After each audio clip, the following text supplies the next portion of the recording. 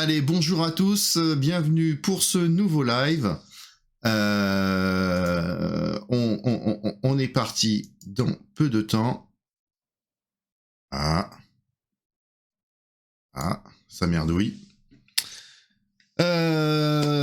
Aujourd'hui, eh bien, mon invité, c'est monsieur Anthony Merlier. Alors Anthony, je te laisse te présenter, pour le coup. Salut Sébastien, salut tout le monde. Alors, me présenter, ça va être très vague, mais globalement, aujourd'hui, je suis responsable communication dans un organisme de formation dans lequel je suis associé également. Et puis, Sébastien m'a gentiment invité puisque je suis aussi, depuis maintenant quelques années, formateur référent sur des groupes de développeurs web, au monde de la formation, et où j'interviens régulièrement sur pas mal de langages et tout ce qui englobe également les compétences transversales du développement web. Et tout ça, je pense qu'on va en parler d'ici peu de temps. Ok, très bien. Donc aujourd'hui, le sujet du jour. Sujet, attention, très métier. Aujourd'hui, on va parler donc comment devenir développeur, qu'est-ce qu'il faut pour bien démarrer et surtout le matériel et tout ce qu'on peut voir un petit peu sur l'univers du web, pour le coup, qui vont amener vers ces métiers qui sont fort passionnants, puisque ça, je vous le rappelle, mais c'est quand même mon métier pour le coup, et eh bien ça nous amène plein de choses et ça nécessite aussi plusieurs choses et des compétences, des façons d'être, plein de choses. Voilà. Donc on va démarrer très rapidement tout de suite. Est-ce que tout le monde peut devenir développeur web ? Moi, je répondrais globalement oui. En fait, c'est pas un métier qui aujourd'hui nécessite des compétences particulières. Il n'y a pas besoin d'avoir un gabarit spécifique. Il n'y a pas besoin d'un niveau de diplôme spécifique pour pouvoir y prétendre. Tout le monde peut y rentrer. Mais c'est vrai que voilà, c'est quelque chose qui se travaille.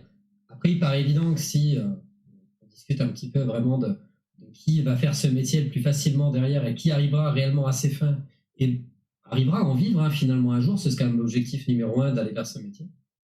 Il paraît évident que quelqu'un qui a une aisance un petit peu plus importante sur l'informatique aura moins de mal. Et franchement, quelqu'un qui s'en sort avec Windows, qui a l'habitude aujourd'hui d'aller surfer sur Internet, se tient, je dirais, à une veille, en particulier sur un domaine qu'il apprécie, pas forcément le développement web, peu importe son domaine, et qui arrive tous les jours à se connecter, à arriver à trouver des infos facilement, je pense que cette personne est mieux partie, bien évidemment, que quelqu'un qui va me dire je ne sais pas allumer l'ordinateur. Ah ouais, c'est sûr que c'est super compliqué. C'est un vrai avantage. Par contre, vraiment, n'importe qui, même quelqu'un qui a été maçon pendant 30 ans peut se dire demain, si j'ai envie d'être dev web, je peux l'être. Très franchement, il y a réellement moyen de le faire. La preuve, j'en suis la preuve vivante puisque c'est mon 4e métier, le métier de développeur. Moi, j'ai eu un parcours plus qu'atypique pour le coup, et comme quoi on peut, avec un petit peu de compétences quand même, parce qu'il faut quand même déjà avoir quelques petites bases et dans son coin avant même de y aller, commencer à bricoler un petit peu malgré tout, à bricoler, à apprendre de soi-même. Mais oui, on est bien d'accord là-dessus, c'est qu'il n'y a pas de gabarit type. Après, il y a des appétences quand même. Il faut avoir une certaine appétence pour plein de choses quand même. Évidemment. Disons que ça fait partie de ces métiers qui, à mon avis, nécessitent d'avoir une passion en fait de l'informatique ou une passion au moins de l'internet. Aujourd'hui, sans passion sur ce métier-là, je pense que c'est compliqué. Ouais, c'est pas un métier alimentaire, c'est dur.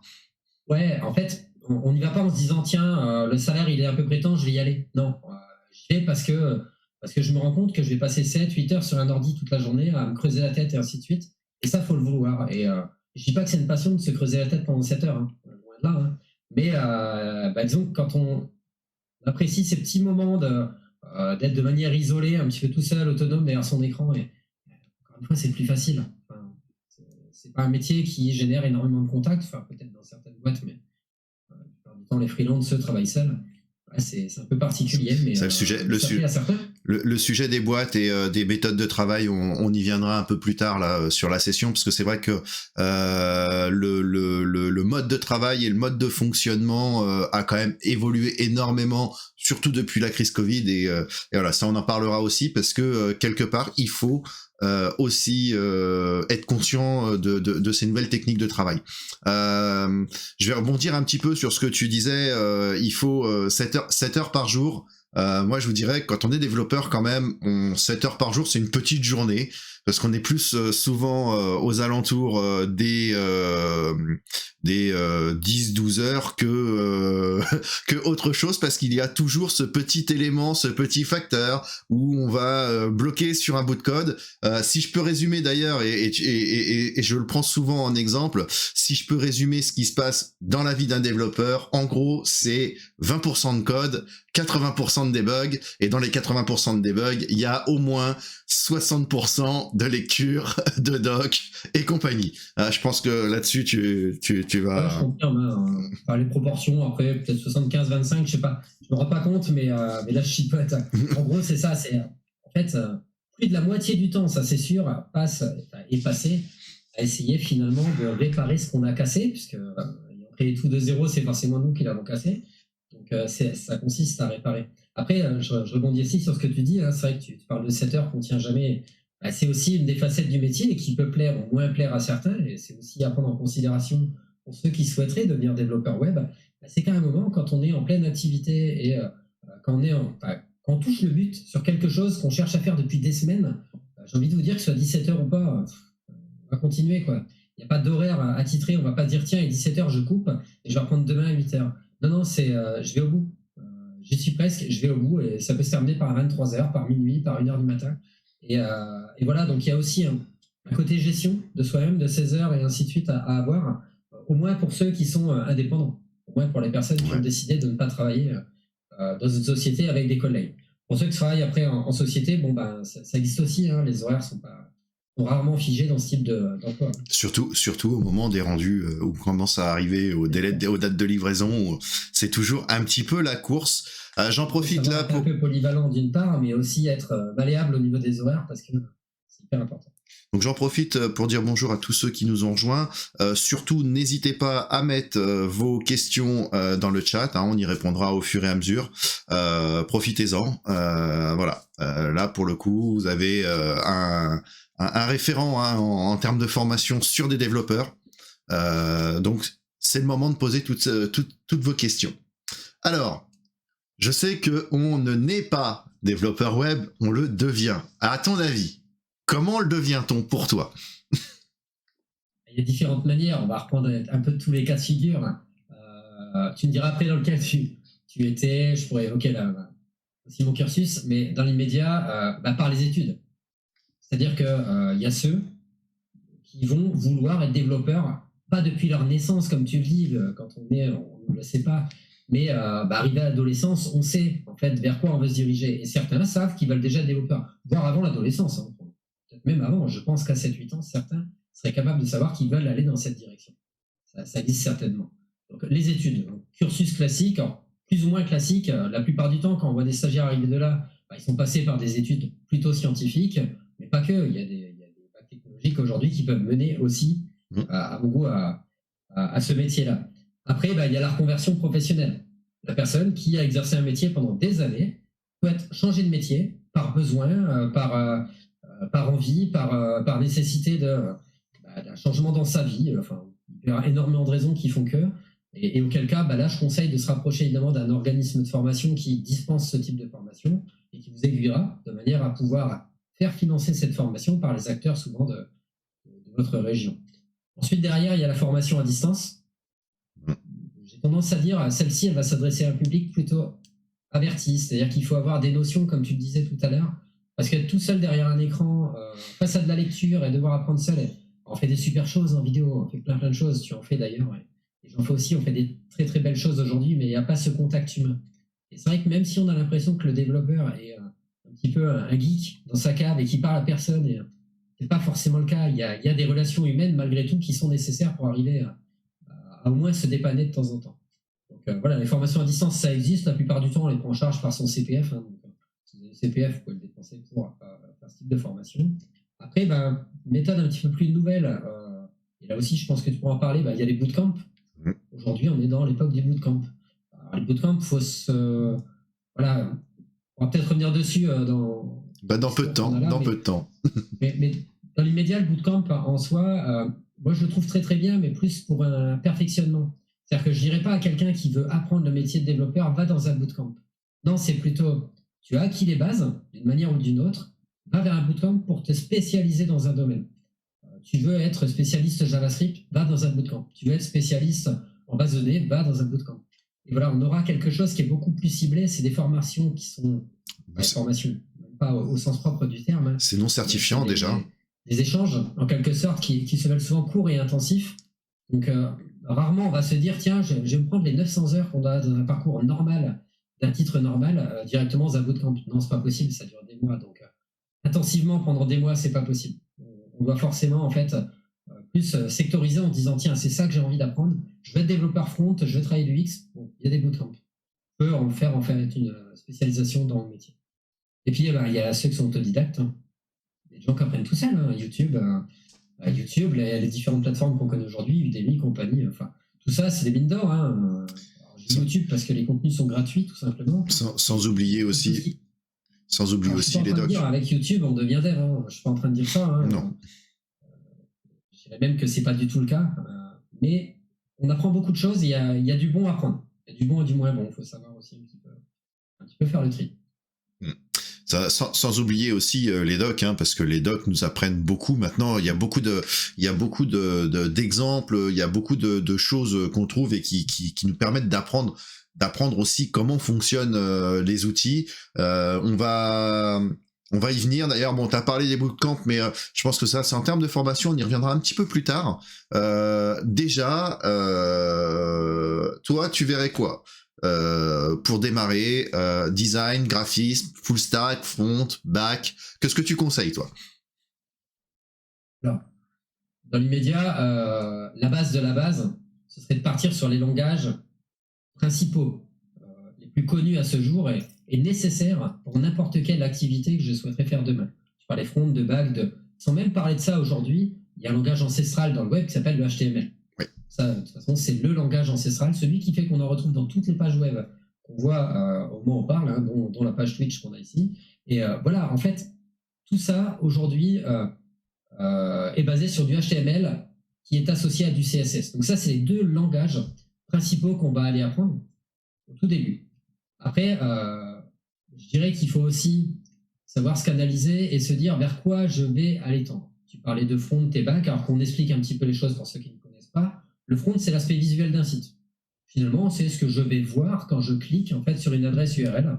Je tape google.fr, j'ai Google qui est là avec la barre de recherche. Ça, c'est le front. C'est-à-dire que réellement, c'est l'aspect esthétique. Alors, Google, c'est pas le meilleur exemple. C'est tellement simplifié qu'on pourrait dire que c'est très simple à faire. Pas tant que ça, mais bon, dans l'immédiat, on pourrait le penser. Et puis après, il y a le back. Le back, c'est différent. C'est le moteur. C'est tout ce qu'on ne voit pas. C'est-à-dire que pour que ce site tourne, on est obligé de créer plein de choses autour du visuel qu'on a sous les yeux. Et j'ai presque envie de dire, l'humain, de manière générale, doit savoir s'il préfère l'un ou l'autre. C'est-à-dire que, au fond de soi, on doit se dire, finalement, je suis quoi? Je suis plutôt quelqu'un qui est créatif, et auquel cas, je vais plutôt aimer faire du visuel, ou je suis quelqu'un qui est un peu plus, je dirais, renfermé, et je préfère faire ce qui ne se voit pas. Et finalement, c'est utile ce que je fais, mais personne ne s'en rendra compte, mais c'est hyper utile parce que sans ça, ça ne fonctionne pas. Et tu vois, dans la philosophie et dans la façon de penser de la personne, je pense que rien que ça est déterminant dans le choix de la spécialisation éventuelle qu'on aurait. Donc après le HTML, CSS, il y a d'autres langages qui vont arriver, qui sont le JavaScript et le PHP, qui sont les langages les plus courants qu'on connaisse aujourd'hui. Puis viennent après les éventuels frameworks qu'on pourrait aller apprendre. On va peut-être tout à l'heure expliquer ce qu'est un framework. Ouais, on en parlera aussi un petit peu. Ouais, on est d'accord que d'ailleurs, on a découvert que certains, lorsqu'ils faisaient leur formation et leur cursus, se sont découverts d'ailleurs une appétence vers les métiers autres, hein, puisque le fait d'être développeur web, c'est pas une fin en soi. Hein, je pense qu'on peut peut-être parler aussi de tout ce qui gravite autour du développeur web et des différentes opportunités. Moi, j'en ai j'ai quelques métiers en tête. Déjà un développeur qui commence à avoir un petit peu de bouteille et qui peut se permettre d'être chef de projet, hein, pour le coup, parce que ça devient un métier en soi maintenant, chef de projet avec tout ce qui va avec. Mais il en existe d'autres. Tout à l'heure, tu parlais toi sur le côté front. Je pense que en plus c'est quelque chose que tu touches un peu du bout des doigts et que t'as une vraie appétence dessus. Tout ce qui est graphisme aussi. UX, UI, peut-être déjà expliquer un petit peu l'UX, UI, et puis surtout, qu'est-ce qu'il faut aussi, est-ce que il faut être un pro du dessin, ou est-ce qu'avec quelques compétences et beaucoup d'entraînement, on arrive à faire des choses relativement jolies. Ça peut aller du logo, ça peut aller jusqu'à la fin c'est la page web qui va de la création du logo, tout ça, hein. Ok, alors oui, c'est vrai que moi j'aime ce côté design, et je dis pas que j'aime pas le bac, hein, autant, mais j'aime ce côté design, et tu parlais un peu du UX UI. Alors on va essayer de mettre un petit peu des termes sur ça, parce que ça parle peut-être pas UX UI. Alors le UX, ça concerne l'user experience. En fait, c'est l'expérience utilisateur.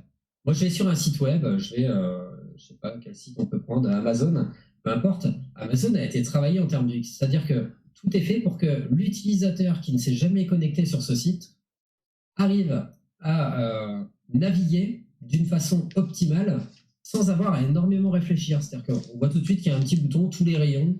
Dans les rayons, j'ai des catégories de produits. Tiens, il y a les téléviseurs, je peux rentrer dans les téléviseurs. Ensuite, il y a les différentes tailles. Ensuite, ça, c'est du UX. C'est-à-dire que réellement, quelqu'un a pensé à la place du client final, qui est l'internaute, hein, finalement, s'est mis en totale empathie avec et s'est dit, tiens, quel serait mon parcours si je devais trouver ce type de produit? Alors là, je dis ça pour un produit, mais ça peut être une information, hein, ça peut être un article de blog, ça peut être une image, ça peut être n'importe quoi. Et finalement, comment je vais arriver à mes fins? Donc ça, c'est tout un parcours qui doit être travaillé. C'est une compétence transversale, tu le disais, au designer. C'est d'être capable de se mettre à la place de l'internaute et donc d'arriver à tracer un chemin sur lequel l'internaute se retrouvera, arrivera à comprendre ce qui avait été designé au départ. Et puis voilà, si c'est bien réalisé, un internaute ne quittera pas le site, ce qui est l'objectif numéro 1. Donc ça, c'est l'UX. Et l'UX, elle est représentée par l'UI. C'est-à-dire qu'en fait, l'UI, donc on va traduire par User Interface, l'interface utilisateur, fait partie de l'UX. C'est-à-dire que quand je vais penser expérience utilisateur, je suis obligé de penser à l'interface. Quand j'ai parlé tout à l'heure de tous les rayons, on va cliquer dessus, trouver le rayon télé, et ainsi de suite. En fait, à ce moment-là, l'UI, c'est quoi? C'est le bouton qui permet d'ouvrir le menu. C'est le menu qui va se développer dans un autre menu. Et en fait, tout ça représente l'interface utilisateur. Et quand tu parlais du designer web, hein, de celui qui va créer visuellement, c'est ça, en fait, lui, ce qu'on attend de lui, c'est être capable de faire quelque chose de beau, mais surtout quelque chose de simple, de pratique et d'efficace. En gros, pour résumer, voilà ce que ça correspond. Et tout ça, en fait, bout à bout, c'est pas forcément du code. En fait, c'est pas des lignes de code qu'on va enchaîner. Il y a même 0 ligne de code, puisque les logiciels qui vont nous permettre de faire ça aujourd'hui n'ont pas besoin de code pour pouvoir fonctionner. Donc voilà un petit peu ce qu'est la partie design. Ouais. Donc toi, tu as une grosse appétence. Une autre question, c'est est-ce que tout le monde est capable de faire un chef-d'œuvre? Voilà, c'est ça. L'autre. Alors non, évidemment, je pense que si on prend les peintres les plus connus au monde, comme un Picasso ou autre, ils sont nés avec ça, hein, comme on dira, ils sont nés avec cette créativité qui fait que, hein, et ça s'est pas développé, ils n'ont pas réussi à le développer intégralement. Et évidemment, ils avaient quelques petits avantages. Alors, une sens, on en a certainement d'autres, hein, nous, je sais pas, mais ils avaient quelques petits avantages et privilèges à ce niveau-là. Néanmoins, aujourd'hui, est-ce que quelqu'un qui a peu de créativité dans son monde de tous les jours est capable d'aller créer une interface correcte? Bien sûr que oui. On est équipés tous d'Internet.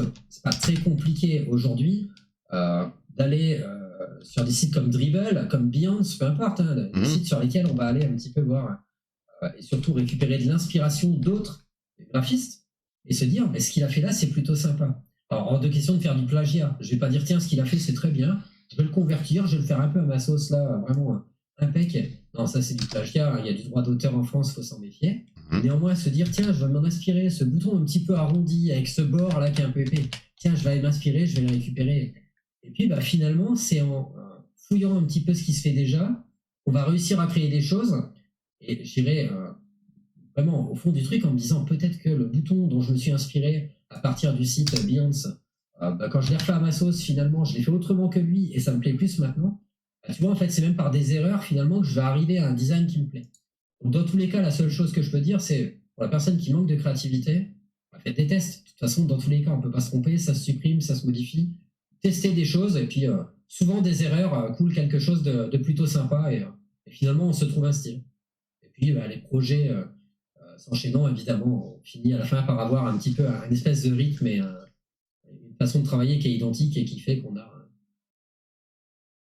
je dirais pas une aisance à créer de nouveaux projets, mais évidemment, on s'inspire de ce qu'on a déjà fait pour refaire plus ou moins la même chose, mais avec des couleurs différentes et des formes différentes. On est d'accord là-dessus. Alors du coup, on a parlé code, on a parlé du coup un peu design, mais tout ça, on le fait pas avec nos petites mains. Donc, qu'est-ce que tu conseillerais, toi, déjà, comme outillage? Alors, on va déjà parler dans un premier temps du matos en lui-même, la machine, parce que un développeur aujourd'hui, s'il n'a pas de machine, il va avoir énormément de mal à faire quelque chose. Sur le téléphone portable, ça marche pas encore. On en fait. Perso, moi, j'ai codé un petit peu sur téléphone portable parce que j'étais dans la situation où je n'avais pas de PC sous la main.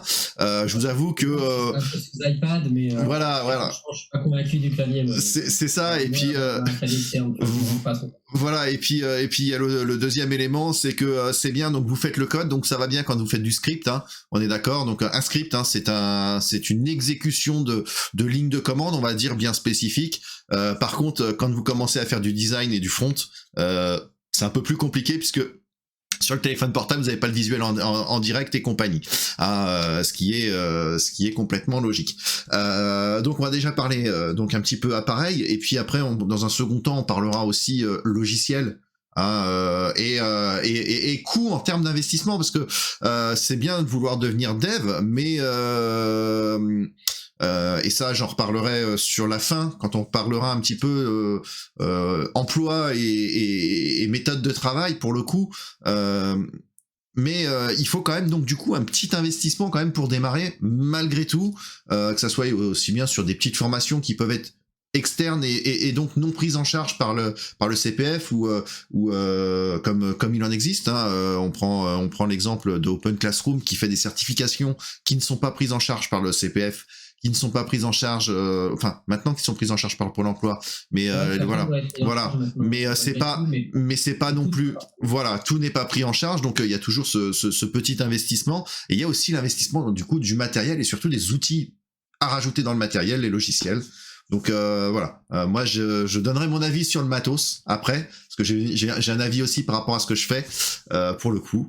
Vas-y Anthony, je te laisse partir sur le chemin. Matériellement, alors tu évoquais tout à l'heure le fait qu'on puisse avoir des gens qui sont déjà un petit peu passionnés par l'informatique et autres. Alors, je pense que quelqu'un qui est passionné par l'informatique, il a déjà ce qu'il faut à la maison. Concrètement, c'est ça. Après, dans ce qu'il faut à la maison, il faut savoir aussi se rendre à l'évidence, c'est-à-dire que bon nombre de stagiaires que j'ai pu avoir durant les sessions de formation que j'organisais étaient très très bien équipés, c'est-à-dire avaient vraiment des machines de guerre à la maison. Des cartes graphiques au top. J'en fais partie, je crois. Malheureusement, on n'avait pas forcément de machine portable, d'ordinateur portable. Je suis pas en train de parler d'un ordinateur portable de gamer ni comme ça, mais un simple ordinateur portable abordable aujourd'hui. Et en fait, pour moi, ça c'est une première faute du développeur, c'est de ne pas avoir un PC portable. Je sais que ça peut paraître un peu fou parce qu'on est capable de développer sans. Ça, j'en suis totalement conscient, convaincu. Je développe moi sur les deux, donc évidemment on peut développer sur un fixe, sauf que un jour ou l'autre, on sera confronté au fait de devoir présenter quelque chose à un client. Et que je sois salarié comme freelance, comme chef d'entreprise, comme je devrais un jour ou l'autre présenter quelque chose à un client. Et dans l'immédiat, même si mon patron pourrait me fournir un ordi portable pour aller présenter à un client, je n'ai pas besoin, moi, perso, d'ordi portable, ça, je suis d'accord. Néanmoins, dans ces cas-là, on prévoit l'ordi portable directement dans son emploi. Le problème, c'est qu'un projet qui a été initialisé sur un appareil, alors même si les solutions existent aujourd'hui, de pouvoir versionner ces projets et ainsi de suite, il est toujours embêtant de dire ce projet-là, il faut que j'aille le récupérer sur le portable. Le portable, c'est pas la même version de Windows, j'ai pas la même version de Node, j'ai pas le même truc. Il faut que je refasse des modifs et ainsi de suite. Il faut quand même avouer qu'aujourd'hui, travailler sur un portable a un gigantesque avantage, c'est que j'emmène mon projet partout avec moi. Et je suis pas embêté par la technique et par les éventuels bugs que je vais rencontrer en fait tous les jours dans mon métier. Donc, le le fait d'être propriétaire d'un ordi portable aujourd'hui, pour moi, n'est pas une nécessité. Et quand même, à mon goût, je trouve que c'est... Salut Franck. Et je trouve quand même qu'à mon goût, c'est important aujourd'hui et c'est utile dans 99% des cas de figure. On est d'accord là-dessus. Après, en termes de performance, moi j'ai des petits arrêts, enfin j'ai des petits avis très arrêtés là-dessus parce que j'ai bossé longtemps sur ordinateur portable et maintenant c'est vrai que j'oscille entre les deux et en plus moi c'est en OS différent en plus quand je suis sur le portable. Donc c'est vrai, mais déjà bon, je pense que si on parle OS, il est plus simple de démarrer le développement. Même si c'est beaucoup plus cher avec du Mac parce que les environnements de développement s'installent en un claquement de doigts, ça on le redira jamais assez, mais malheureusement Windows là-dessus est quand même pas très dev friendly, hein, on va dire. C'est toujours une complexité d'installer, de mettre en place les environnements de variables, enfin tout ça, c'est toujours un petit peu compliqué. Même si ça tend à évoluer quand même. Voilà, ça évolue un peu. Néanmoins, c'est vrai que en fait, surtout que macOS est sur une base Linux. Donc, tu parlais d'investissement. Bon, alors ça, c'est encore un autre discours. On va peut-être pas rentrer dans le sujet Mac, truc. Mais un Mac, si on le ramène à sa vraie valeur, à ce qu'il a dans le ventre et ainsi de suite, et c'est pas si cher que ça en comparaison à un PC Windows qui aurait les mêmes caractéristiques. Pas si cher que ça. Ça démarre cher, par contre. Là où on trouve un PC à 400 € en Windows, on le trouvera pas en Mac, hein, ça je confirme. Mais si on comparait vraiment les performances, je pense que en réalité, il n'y a pas à rougir. Non, c'est sur un noyau Linux, donc forcément, dans l'immédiat, un Mac aujourd'hui, a plus de... Je dirais pas potentiel, mais on a plus de facilité à installer les outils de développement, et ce qui est un petit peu transversal aux outils de développement pour le développeur aujourd'hui, sur un Mac en effet, que sur un Windows. Par contre, une alternative existe aujourd'hui. Linux. Si on a quelqu'un qui a un vieux PC chez lui, portable ou peu importe, installer un Linux. Ubuntu. Linux, voilà. Très bien Linux. Un Ubuntu. Je sais pas, un Manjaro, un Mix, peu importe. Enfin, il y a énormément de distributions aujourd'hui qui sont très simples à prendre en main, qui ressemblent énormément à Windows ou à un Mac, et qui aujourd'hui permettent d'avoir des environnements de développement qui sont encore une fois beaucoup plus simples que ce que Windows permet. De toute façon, je ne sais pas un pro ça Windows, on peut développer sur Windows, je le fais. Moi, je dirais que l'avantage... C'est des inconvénients. L'avantage Linux, c'est que on peut fonctionner avec une machine un peu moins puissante, mais il faudra toujours quand même un petit peu de RAM pour l'exécution des process. Salut au fait Franck, désolé, parce que c'est vrai qu'on parle. Et plus on va avancer dans le temps, et plus en fait les outils de développement sont performants, mais nécessitent de la performance de l'appareil. C'est ça. Donc il est vrai que malgré tout, revoir quand même son matériel de temps en temps, à essayer de le recycler un petit peu et de passer à quelque chose de plus évolué. Ça, le recyclage et comment gérer son matos fera l'objet justement d'un live du lundi. Puisque si on veut partir sur de l'éco-conception, et en termes d'écologie, ça a un impact important. Faut savoir que sans trop spoiler ce qui pourrait se dire, mais en gros, rien que notre matériel déjà, avant même de nous arriver, a déjà pollué à 75% avant même qu'on l'utilise. Et voilà. Et donc c'est vrai que les marchés parallèles et les méthodes de consommation différentes, comme la location, comme la seconde vie, peut être aussi intéressant, surtout. Et là, je vais parler dans le cadre d'entreprises où ça commence à se démocratiser de plus en plus, où on va aller sur 5 ans sur l'achat d'un matériel, c'est-à-dire qu'on va l'utiliser pendant 5 ans pour tout ce qui est ordinateur portable, et au bout des 5 ans, l'ordinateur va être revendu directement en seconde main, sur du black market ou des choses comme ça, et il aura une seconde vie. Ce qui permet donc l'évolution pour la société, et surtout un non-départ à la casse d'un produit qui peut encore potentiellement resservir, puisque comme on le dit, un PC un peu vieillissant, moi j'ai des PC qui ont 10-11 ans en PC portable, à aujourd'hui je les fais tourner avec des Ubuntu. Donc, une potentielle utilité auprès de quelqu'un qui a un tout petit usage d'aller consulter ses mails dans la journée. Voilà, c'est ça. C'est ça. C'est juste. Voilà. Donc on a parlé matos, maintenant on va parler un petit peu logiciel quand même. Qu'est-ce qu'il nous faut pour pouvoir démarrer correctement? Pas grand-chose. Alors en termes d'investissement, rien du tout. Qu'on se le dise aujourd'hui, c'est un petit peu l'avantage du dev, c'est qu'il y a zéro investissement à avoir en termes de logiciel. évidemment, étant développeur, ça veut dire être capable de maîtriser des langages de programmation. À partir du moment où j'utilise du langage de programmation, c'est pas une machine qui va l'écrire à ma place, je vais l'écrire seul. Donc de là, en réalité, il faudrait qu'un bloc-notes. Enfin, si on va à l'extrême de l'extrême et Notepad, des gens Notepad, hein. Dans l'immédiat, aujourd'hui, un bloc-notes suffirait. Après, c'est léger, c'est dommage. C'est comme si je disais, tiens, j'ai une vis à visser, bon, bah, je vais prendre le tournevis, je vais la visser. Bon, quand même qu'avec la visseuse, c'est plus simple. C'est beaucoup plus rapide. On aura de meilleures performances, c'est évident. Bah, je vais prendre un peu ce cas de figure en disant, bah, il y a des outils aujourd'hui de développement qui existent, dont VS Code, et on va arriver à VS Code parce qu'aujourd'hui, il est open source, il est gratuit, il est fourni directement par Microsoft de manière, alors, plus ou moins libre. Il y a VS Codium qui lui est parfaitement libre, mais VS Code n'est pas totalement libre, hein. Il appartient quand même à Microsoft pour le coup, mais qui nous permet aujourd'hui gratuitement de s'initier au code et d'arriver à faire des choses très très bien. Et en fait, ce qui va faire la différence finalement entre un bloc-notes simple et un VS Code par exemple, donc Visual Studio Code, hein, en téléchargement directement sur le site Microsoft, c'est par exemple l'autocomplétion. J'ai des lignes que je répète, je sais pas, 300 fois dans la journée. J'ai pas envie d'écrire 300 fois la ligne. Aller faire un copier-coller dans le bloc-notes, c'est pas judicieux non plus. Aujourd'hui, avec 3 pressions de touche, je vais pouvoir automatiser la chose dans le logiciel. Et ma ligne qui fait 80 caractères, il me suffit de 3 touches et de valider pour dire mes 80 caractères sont écrits parce que c'est toujours cette même ligne que je viens écrire. Et encore, on a d'autres outils. Le dupliquer, le copier-coller, tout est simplifié en fait. Et on a d'autres outils, puisque si on prend par exemple du Tab9, des petits outils additionnels ou le GitHub Copilot, où là carrément on commence à lui écrire le début par exemple d'une fonction, et il est capable de nous écrire la fonction correctement, avec même presque en reprenant les ID et les différents éléments qu'il a besoin dans le code. Si on est sur du JavaScript, par exemple, il est capable d'aller nous chercher même les ID dans notre code, à l'emplacement en plus qu'on le souhaite. Il est vraiment capable de gérer le souci, quoi. Enfin, de gérer à notre place. Hein.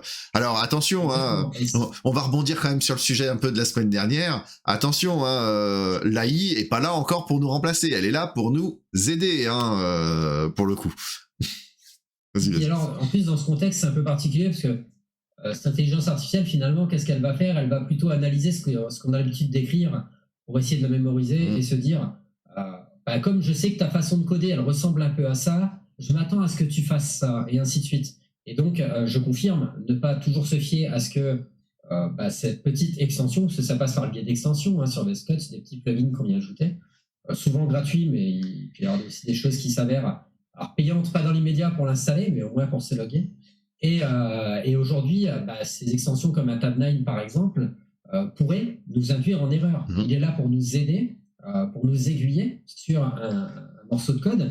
C'est-à-dire que oui, il va nous aider à éviter d'oublier une parenthèse à un moment, d'oublier une accolade, d'oublier un point-virgule, d'oublier. Voilà, ça, il va nous aider sur ça. Par contre, dans le fond de la chose, l'intelligence pure du projet que je suis en train de créer, c'est moi.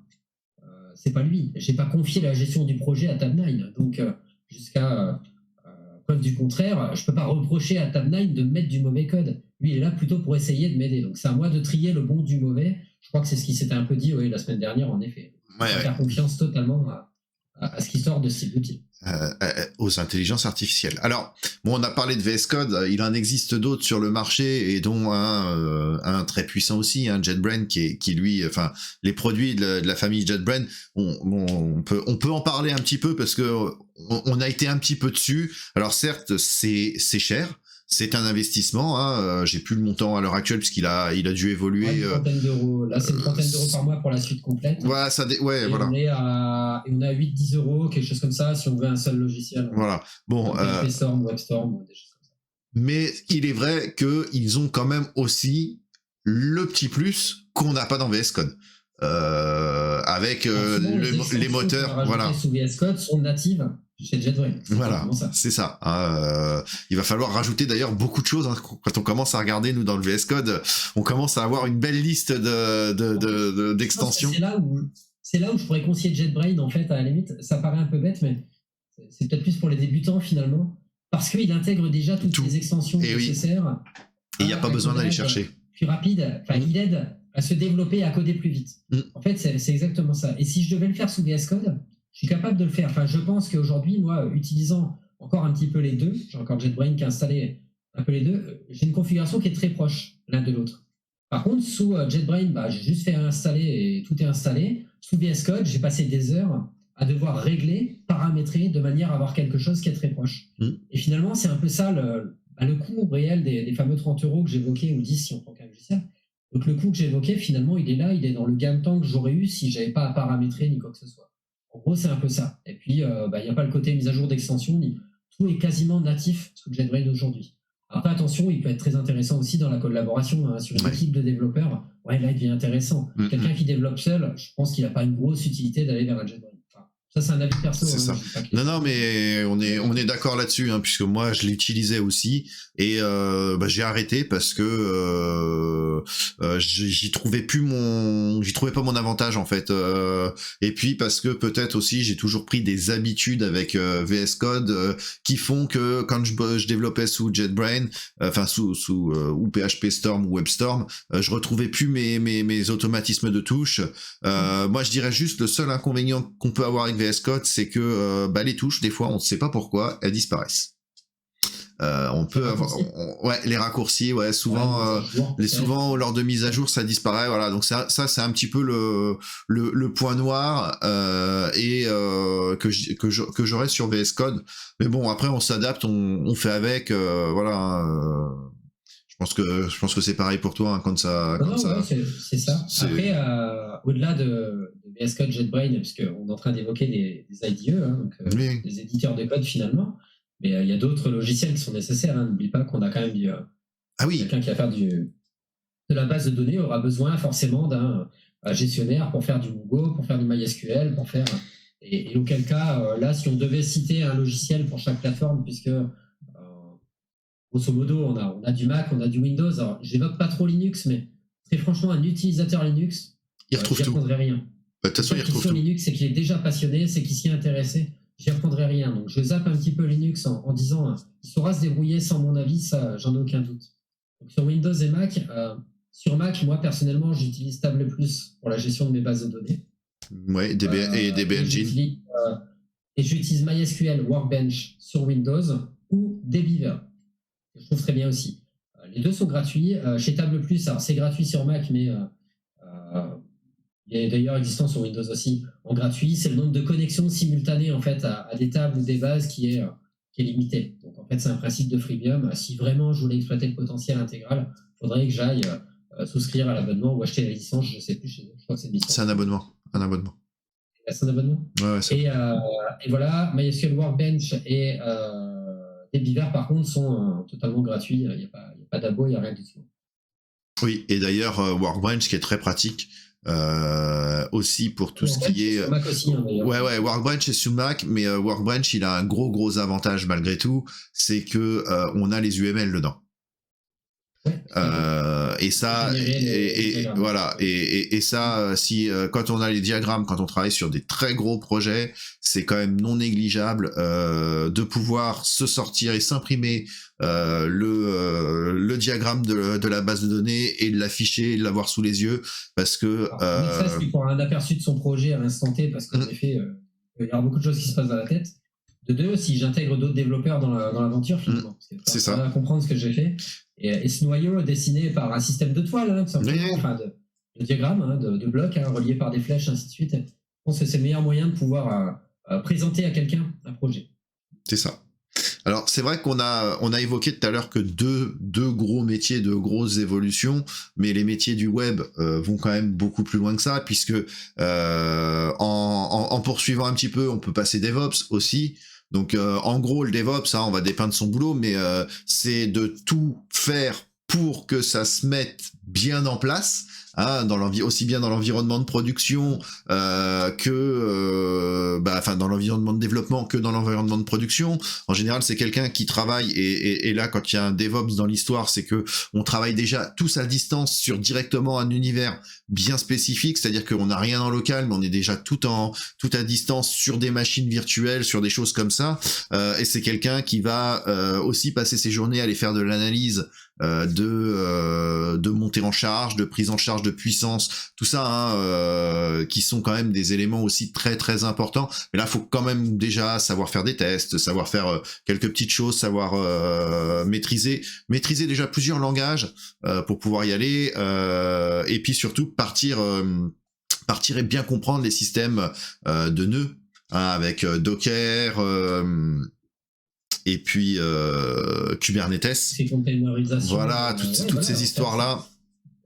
Ça fait partie des évolutions du métier, mais oui, en gros, moi, pour synthétiser ce que tu viens de dire, je dirais simplement qu'aujourd'hui, le DevOps, pour moi, c'est celui qui est capable, d'une part, de développer, c'est pour ça qu'il y a le mot dev à l'intérieur, et de gérer, on va dire, les opérations à côté. Qu'est-ce qu'on entend par opération ? Être capable de mettre en place tout un système qui va accueillir l'application que j'ai développée, tout simplement. Et quand je dis l'accueillir, c'est pas juste dire j'ai trouvé un moyen, il est un peu bancal, mais ça a l'air de tenir, c'est pas mal. Non, c'est de trouver la solution adéquate et parfaite au projet que j'avais visé. C'est-à-dire que c'est un ensemble. Au moment où j'ai commencé à développer l'application, il faut déjà que je pense à comment je vais la mettre en production, comment je vais mettre mon produit en ligne pour que derrière des gens puissent l'utiliser. Parce que une application que je ne sais pas mettre en ligne, elle n'a aucun sens, elle fonctionne que sur mon ordi. Donc, ça sert quasiment à rien. Et d'ailleurs, ça soit avant même d'avoir écrit la première ligne de code. Je prends le cas, là je viens de réfléchir, enfin je viens de répondre à une appel d'offres. On a réfléchi déjà à l'hébergement, quel type d'hébergement on allait faire par rapport au produit et comment on allait générer notre produit. Ce qui est complètement logique, puisque à aujourd'hui, et là tout à l'heure t'en parlais des fameux frameworks, donc on va rebondir là-dessus, mais aujourd'hui, en termes d'hébergement et en termes de mise en place, il y a tellement de choses qui nous sont... Merci Franck, on sait, on sent le côté serveur, ton côté serveur là. Il y a beaucoup donc de produits et de frameworks à aujourd'hui qui nous permettent tous les jours de gagner en gain de temps, mais aussi de changer nos méthodes d'hébergement. Puisque on va les déployer en container, on va les déployer en choses comme ça, en choses simples. Si je prends l'exemple tout simplement d'un Next.js, j'ai plus besoin d'aller prendre un hébergement. Enfin, j'ai besoin de prendre un hébergement, mais je vais être hébergé sur un container. Donc j'ai pas besoin de payer quelque chose très cher en plus. Je vais être sur quelque chose qui va avoir un coût et qui va, suivant la demande et l'impact qu'il y a sur la demande, évoluer en fonction de cette demande. Voyez, cette nouvelle version. Et donc je pense qu'on en fait, on en est même presque à là aujourd'hui, je pense. Enfin, moi, c'est le ressenti que j'ai, c'est que finalement, en fonction du framework que j'ai choisi, je choisirai un hébergement adapté, voire des fois l'inverse. J'ai ce type d'hébergement, donc je vais plutôt utiliser ces frameworks. C'est-à-dire qu'il y a même les deux cas de figure qui pourraient se faire. On est plus dans le côté, je choisis un framework et je m'adapterai ensuite sur l'hébergement. C'est vachement contraire à ce que j'ai dit il y a 5 minutes quand même. Oui. On est d'accord. Complètement contraire. Et pourtant, c'est ce qui se passe aujourd'hui. Parce que, en fait, ce monde de développeurs, on sait que de toute façon, il y a toujours une solution. Et ce fameux métier de DevOps, aujourd'hui, on sait qu'on est en pénurie de DevOps. C'est-à-dire que vraiment, s'il y a un truc dans lequel vous voulez aller, partez dans le DevOps, c'est sûr, il y aura de l'emploi. Il y aura de l'emploi, il y aura du salaire, il y aura tout ce qu'il faut. Ça, il n'y a aucun doute. Par contre, soyez approchés parce que c'est beaucoup de travail, puisque ce sont des compétences supplémentaires du développeur lambda, on va dire, enfin, sans vouloir être péjoratif ni quoi que ce soit, mais lambda, et il faut être à un niveau un petit peu supérieur. Néanmoins, c'est le meilleur moyen de pouvoir négocier votre salaire. Ça, je vous le dis d'avance, c'est d'être DevOps. Et vis-à-vis de ça, aujourd'hui, on est plutôt dans l'idée, chez les hébergeurs de type cloud, ceux que tu évoquais, qui sont capables de prendre les frameworks en charge, dans l'idée de dire, si j'arrive à trouver le produit idéal pour que l'entreprise se passe d'un DevOps, elle sera prête à payer un petit peu plus cher pour mon service, puisqu'elle va éliminer finalement un salaire dans l'entreprise. En gros, là, j'ai vulgarisé vraiment la chose. Oui, ça va plus loin que ça. Parce que juriste, désolé, voilà. mais dans l'immédiat, c'est ça. Et ouais, il y a un nombre de frameworks qui est juste impressionnant aujourd'hui. Donc, surveillez quand même. Moi, c'est le conseil que je peux avoir, c'est avant de dire ce framework qui me paraît super, avant de dire qu'un Angular est génial, que machin, essayez quand même de regarder un petit peu la doc, comme tu disais tout à l'heure, et dire au moment où je vais devoir le mettre en production et le déployer, comment je vais pouvoir m'y prendre. Parce que si arrivé à la fin de mon projet, je me rends compte que mon hébergement, il vaut $200 par mois, je vais peut-être tirer une sale tête et je vais me dire, mince, je vais peut-être refaire l'appli parce que $2 400 par an, c'est pas possible. Donc, en fait, je vais devoir revoir en fait toute ma copie. Et voilà, c'est hyper important. Et comme Franck le dit, ça se définit dans le cahier des charges. Ça, à l'avance, je dois savoir quel hébergement va accueillir mon application. Et tout doit parfaitement se passer. Au moment où le dev va mettre en prod, on sait que dans tous les cas, enfin 99% des cas, ça va cracher. Il y aura certainement des petits réglages à affiner, des choses comme ça. Et malgré tout, si c'est bien pensé au départ, on va dire que ce sont des petits problèmes qui vont être résolus rapidement. Et puis, si je n'ai pas pensé, voilà, ça peut passer des jours, voire des semaines avant de réussir à mettre son application en place. Et un autre élément de taille, parce que là, autant continuer à parler sur le sujet, enfin du moins on va finir sur ce sujet-là, clore sur ce sujet-là par la suite, je pense. Il y a aussi, avec tout ce qu'on a comme repository, donc comme versionning, la possibilité d'avoir une demande du client, potentiellement d'une évolution de l'application ou du produit. Et là, c'est du grand bonheur. On crée une branche, on fait l'évolution sur la branche, on vérifie en local que ça fonctionne bien. Une fois que c'est vérifié, on ramène la branche qu'on a créée sur la branche principale. Et là, il n'y a même plus d'action à réaliser. Ça se fait automatiquement tout seul. Je veux dire, c'est le principe même du workflow, en fait. C'est ce que ces hébergeurs-là mettent un petit peu en avant aujourd'hui, c'est le fait de dire, nous, on s'occupe du workflow. Alors, workflow, on essaye juste de se dire, en quelque sorte, ce que c'est un flux de travail, si on traduit directement tel quel. C'est quoi? C'est des actions avec des déclencheurs qui sont automatisés. En gros, du moment où imaginons, encore une fois, je vulgarise, mais au moment où j'enregistre, je veux que ça aille envoyer mon projet sur un serveur version Git, peu importe, en FTP, peu importe, ainsi de suite. Ce fichier-là, je veux que ça soit envoyé là, que ce soit modifié, que ce soit... Tout ça, c'est des actions, en fait, que j'ai enchaînées bout à bout. Principe même de la programmation, de l'algorithmie, de tout ce qu'on veut. Et ça, en fait, je vais le déclencher à un instant précis quand un déclencheur en particulier, ce qu'on appelle un trigger, viendra tout simplement activer ces actions consécutives qui doivent se réaliser. Là, aujourd'hui, ces hébergeurs cloud, je ne suis pas en train de faire leur apologie. Leur avocat ni quoi que ce soit. Je ne dis pas que c'est ce qu'il y a de mieux. Les hébergements classiques sont très bien, les mutus sont très bien. Mais simplement, aujourd'hui, c'est aussi ce qu'ils nous proposent, c'est de dire, tu as utilisé tel framework comme un React. React, je le connais. Je sais comment il doit se mettre en ligne.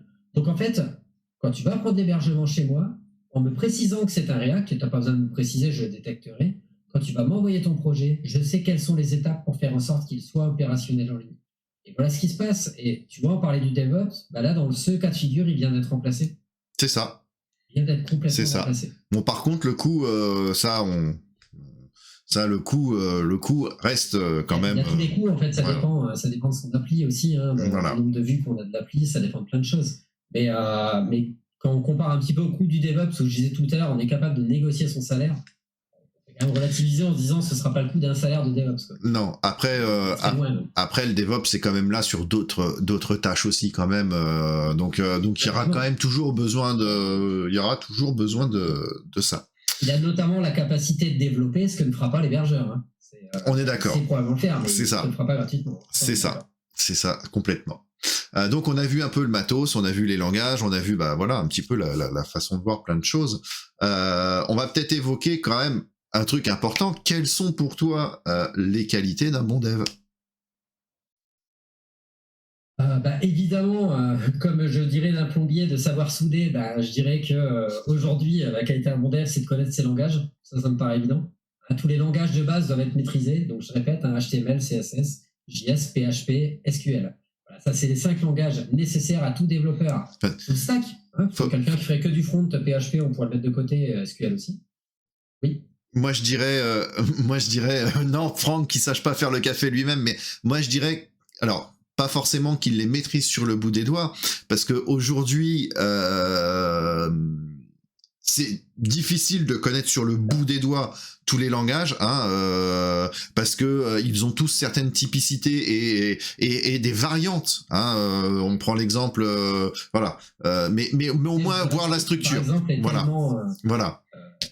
JavaScript est tellement vaste et sait faire tellement de choses qu'on ne peut pas le connaître par cœur. Ça, on est d'accord. Là, je dirais tous les éléments de base, c'est-à-dire comment créer une page, comment la rendre dynamique, et ainsi de suite.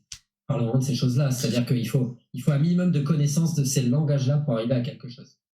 Après, je dirais qu'il y a la connaissance des frameworks, mais ça vient nativement derrière, c'est-à-dire que c'est quoi finalement un framework? On retraduit de manière très brutale cadre de travail. Ça veut dire quoi? Ça veut dire que finalement, c'est que je vais réaliser des actions qui sont souvent les mêmes, qui sont limitées par un champ d'action.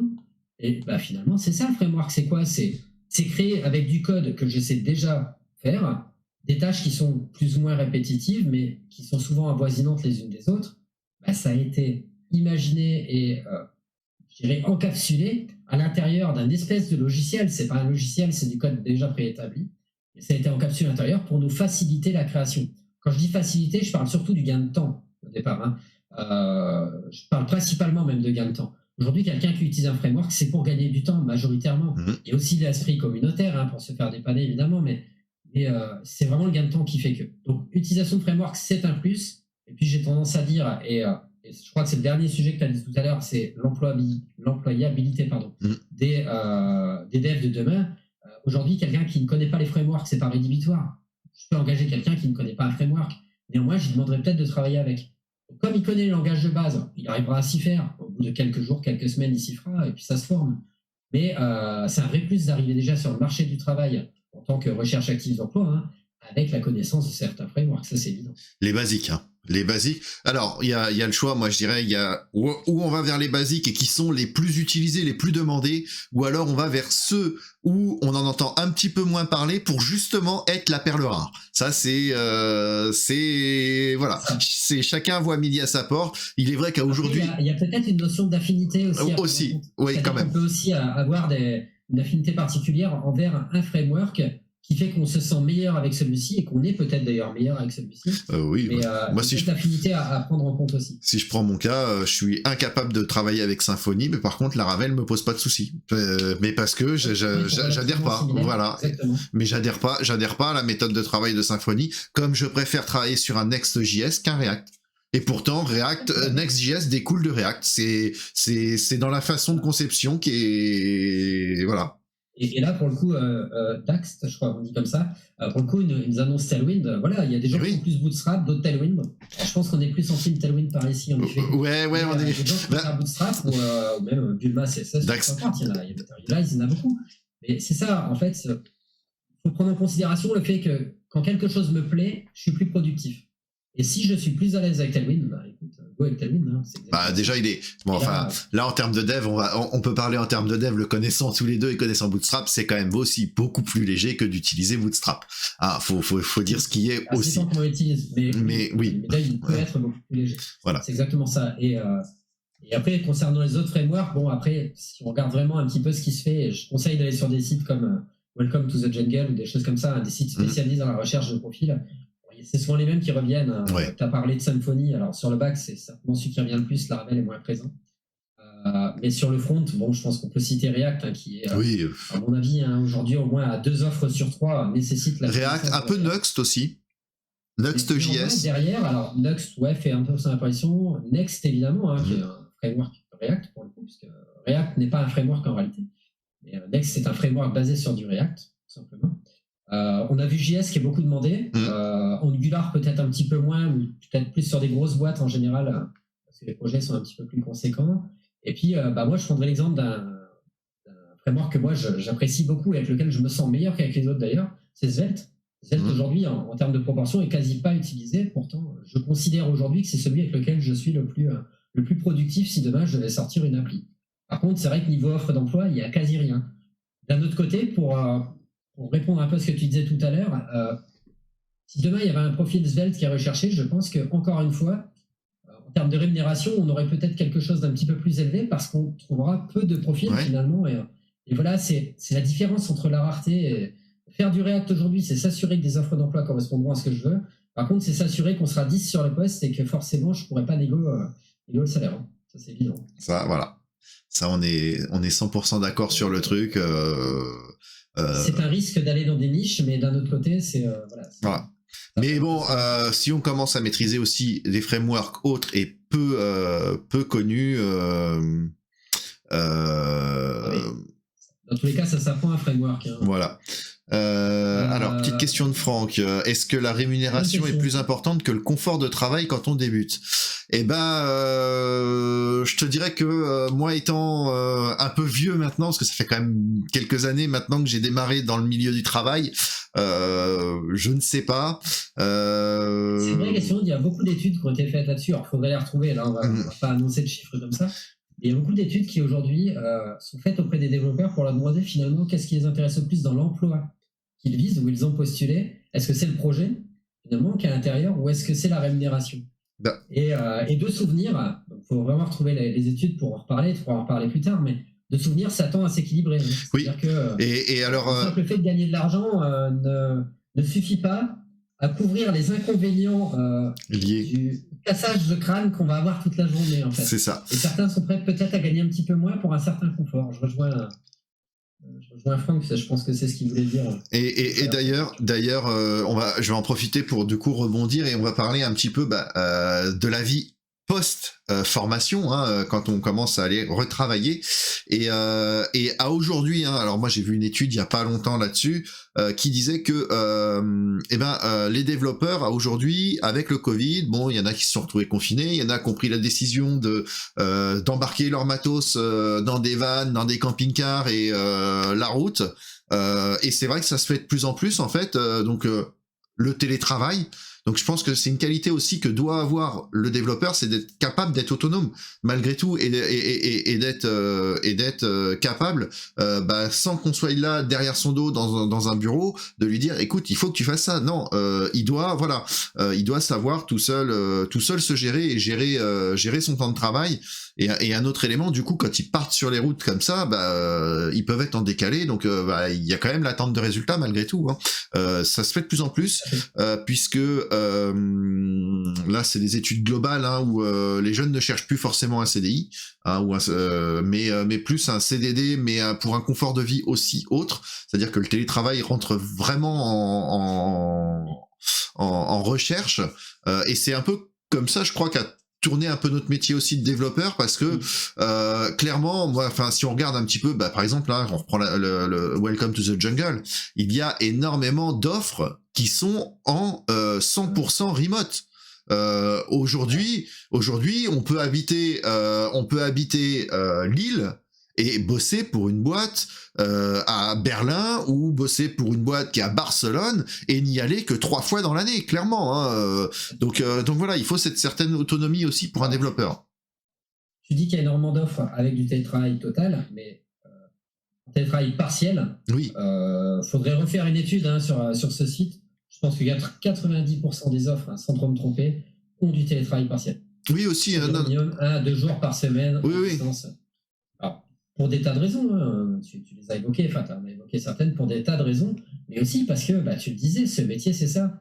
C'est finalement... alors, ça se fait aussi en stage, mais c'est peut-être moins bien perçu. On va reprendre les questions après. Ouais. Mais les médias, c'est vrai qu'aujourd'hui, le télétravail apporte en fait du confort, à mon avis, aux développeurs. Ça, c'est une réalité. Le fait de travailler... pas forcément sur son poste, son poste peut être fourni par sa boîte ou autre, mais le fait de travailler de la maison fait que tu élimines des trajets route. Tu élimines l'ambiance sonore que tu pourrais avoir dans le lieu où tu te situes, et ainsi de suite. Par contre, et en effet, de plus en plus vers des métiers payés à la tâche que payés à l'heure. Et même en tant que salarié. Alors, on est quand même payé à l'heure, la loi l'impose, mais il y a des tâches, il y a des échéances, il y a des outils de gestion de projet. Et il y a des suivis qui se font directement avec son manager. Il est essentiel d'être dans les temps. Et aujourd'hui, en étant en télétravail, oui, il y a une certaine autonomie à avoir. Néanmoins, il y a du Discord qui est en route. Il y a du Teams qui est en route, selon les boîtes qui utilisent des outils différents. Mais évidemment, il y a de l'échange vocal, il y a de l'échange webcam, il y a de l'échange... Ça se fait aujourd'hui. Donc, la distance n'est plus une barrière, en effet. Ça. Et puis il y a, par contre, moi j'irais de dire que quand même le télétravail, oui, mais attention à bien aussi couper, parce que voilà, parce que il y a télétravail, voilà. Il y a le télétravail, je me la coule douce et je fais ce que j'ai à faire, je m'arrête là et c'est tout bon. Derrière, je vais me taper un truc Netflix et compagnie. Voilà, et il y a le télétravail, je m'impose mes horaires, je m'impose le matin d'aller me laver normalement, de prendre mes horaires habituels et ainsi de suite. Et c'est une journée de travail normale. La seule différence, c'est que je ne me déplace pas de chez moi. C'est une journée de travail normale. Hein. À 8h30, si c'est mon heure de prise, et ben à 8h30, je suis devant mon poste. C'est ça. Comme tout le monde. Ça ne change rien. Il faut s'imposer en fait le rythme qu'on aurait directement dans l'entreprise. Alors, pour répondre à la question... Ça répond à la question du stage, pour le coup. Ouais, et pareil, pour le stage, alors moi, pour le coup, j'ai eu un stagiaire l'été dernier qui a fait du 100% distanciel, et c'est grâce à ça qu'il s'est aperçu que ce n'était pas pour lui de télétravailler. Il n'était pas encore, il est pourtant mûr, enfin il était, voilà, hein, mais il n'était pas encore assez mature pour se dire demain je suis embauché dans une boîte et je ne fais que du télétravail. Il s'en est rendu compte, voilà, parce que il y a peut-être aussi son environnement de travail. Il était peut-être pas forcément bien installé, confortablement comme on pourrait l'être. Je veux dire, voilà, le télétravail, il y a aussi, il faut avoir un poste de travail, il faut avoir, voilà, on n'est pas le télétravail, c'est pas, je suis sur mon plumard ou dans mon canapé. Voilà, il y a tout ça. D'ailleurs, mais juste par rapport au stage, en fait, j'ai dit tout à l'heure. C'est un cadre un petit peu différent et je suis un peu moins pour. C'est juste qu'en fait, un stage, de manière générale, de par sa convention qui a été établie et ainsi de suite, n'a pas pour vocation de te faire t'améliorer spécialement dans la technique. Oui, évidemment, si tu es en stage de développement web, bah, tu es là pour apprendre un langage et continuer. En réalité, le stage, il a surtout le côté immersif, c'est-à-dire les échanges que tu vas avoir avec la personne qui est ton représentant, ton tuteur durant le stage, les échanges que tu vas avoir avec, ce qu'il va t'apprendre finalement. Et dans ce qu'il va t'apprendre, il y aura d'autres qualités qu'un développeur doit avoir, pour moi, qui sont des qualités moins techniques, mais qui sont la compréhension, qui sont la capacité à savoir gérer son stress quand on est dans des situations de résolution de problèmes, qui sont derrière la capacité à entreprendre des actions transversales au développement. C'est finalement mettre en place une veille. Projet, j'ai envie de créer une documentation autour de ça pour que notre client arrive à le gérer. Créer une documentation, ça veut dire utiliser Word finalement, ou d'autres d'une autre manière sur le web, mais ça veut dire par exemple utiliser Word et en traitement de texte taper des choses. Alors, évidemment, pour un développeur, quand on va dire tu vas prendre Word et tu vas écrire des pages, il va nous regarder avec des gros yeux, il va nous dire non, je suis pas secrétaire. Ah oui, mais ça fait partie en fait des attributions qui, à mon goût, au métier de développeur aujourd'hui. Et c'est vrai que le stage à distance, pour moi, le problème, les freins qu'il représente sont le fait de ne pas pouvoir, d'une part, surveiller. Je suis désolé, c'est très flicage ce que je dis, mais surveiller d'une part l'activité de la personne, c'est un fait, mais aussi parce que je pense que c'est en allant dans l'entreprise qu'on en apprend le plus. Et je le dis souvent sur des formations, moi, où vraiment ça dure presque 1 an avec mes stagiaires. Ils sont 2 mois en stage. Je suis persuadé qu'ils apprennent plus en 2 mois de stage qu'en 10 mois en ma présence. Parce qu'ils sont confrontés à des expériences professionnelles avec des cas concrets et réels. Et en réalité, c'est ça qui fait la différence. Donc, pour un stage, c'est souvent mal perçu. D'une part, par la personne qui finance la formation dans laquelle tu es, mais aussi par les futurs employeurs qui pourraient dire un stage en télétravail, mais ça se fait ça. Certains peuvent être un peu vieux jeu. Donc moi, je suis pas contre. Simplement, je dis qu'il y a des freins en fait et des inconvénients. Je dirais que moi, le stage en télétravail, plus en présentiel. Le stage en télétravail, ça peut se faire sur des stages d'un niveau supérieur, c'est-à-dire c'est des stages de 6 mois où là c'est plus, enfin pour moi à mon sens, à partir du moment où le stage fait 6 mois et que c'est des fins masters ou ingénieurs. Là c'est plus du stage, clairement il est là pour bosser sur un projet pendant 6 mois, clairement voilà. D'ailleurs vous regarderez dans les offres d'emploi, il y a plein d'annonces comme ça pour des stages. Ils cherchent des stagiaires pour 6 mois pour un projet bien spécifique, voilà. Pour la question, pour la question suivante, parle-t-on de pénurie de développeurs? Alors, il y a une pénurie, oui et non en fait. Il y a pas de pénurie de développeurs, il y a juste une pénurie de patrons payeurs en fait. Pour le coup. Alors, là, t'as l'extrême. non, mais je veux dire, s'il y a aujourd'hui beaucoup d'offres, oui, certes, il y a eu une explosion, on est d'accord, il y a eu une explosion depuis 2020 liée à la période Covid, et donc à une réorganisation de la société, aussi bien dans ses méthodes de consommation que ses méthodes d'utilisation d'Internet. Malheureusement, on est déjà en train de voir là, sur 2022, que les chiffres ont déjà quand même repris une sacrée claque de retour. Maintenant, des projets numériques, il y en aura toujours. On est loin d'être remplacé encore par des machines. Maintenant, il y a aussi une durée de vie du développeur, je pense. Je sais pas que je vais mettre une date limite de consommation, mais la durée de vie d'un développeur, c'est un peu comme dans la restauration, c'est-à-dire que vu que ça demande quand même souvent une énorme concentration, ça joue sur le système nerveux. Il y a beaucoup de gens aussi qui font des burn-out. Ça moi j'en ai quelques-uns dans mon entourage, pour le coup, qui parce qu'il faut pas croire, mais dans des petites structures, la pression n'est pas forcément énorme. Dans des grosses structures, quand on arrive sur des deadlines et compagnie, ils ont voilà, c'est pression, parce que sur certains projets, chaque jour de retard sur une livraison d'un livrable, c'est des pénalités pour la société qui développe. Hein.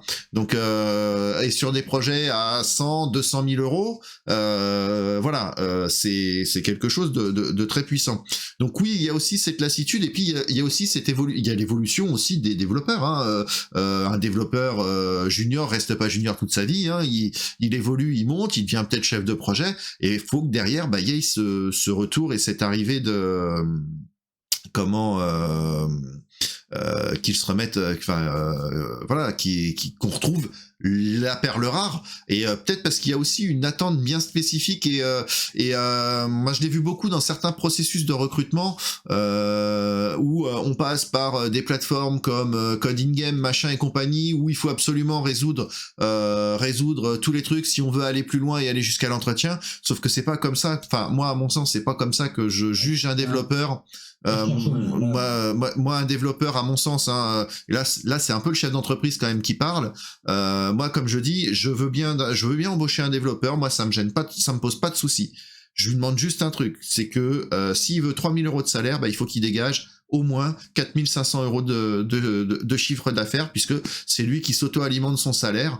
Et quand il n'y a pas de projet, il faut qu'il soit capable d'être polyvalent et d'aller aussi mettre la main à la poche, parce qu'un développeur, c'est bien, technicien, c'est très bien, mais il faut être capable aussi de savoir parler aux clients.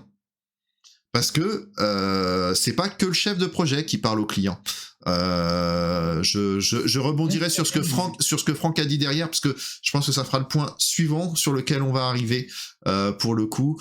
Ouais, par contre, juste par rapport à la pénurie de développeurs, je répète, je pense pas qu'il y a une pénurie de développeurs aujourd'hui.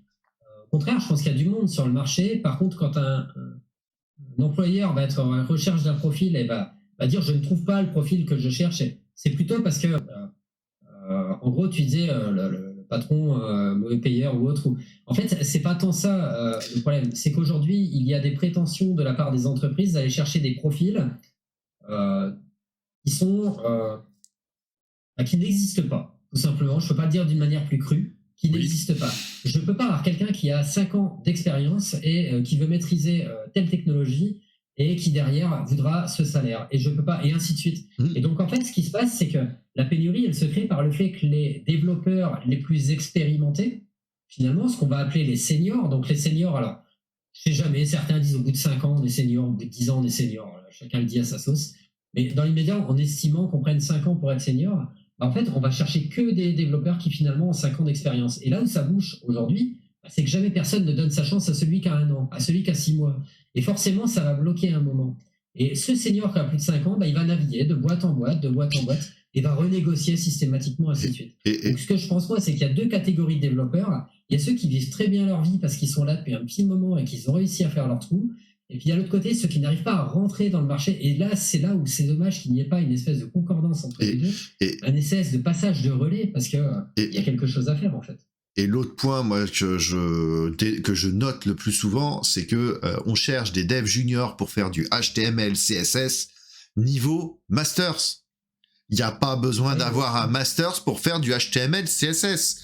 Je veux dire, il y a... Toutes les boîtes ne pensent pas comme ça, malgré tout. Enfin, moi qui fais Twitter par rapport à ça, pas mal de boîtes tentent quand même à balancer de temps en temps leur façon et leur politique de recrutement, en indiquant que finalement c'est pas le diplôme qui fait tout, et si ça passe plutôt bien entre nous et qu'on aime les mêmes mangas, il y a des chances que ça puisse marcher.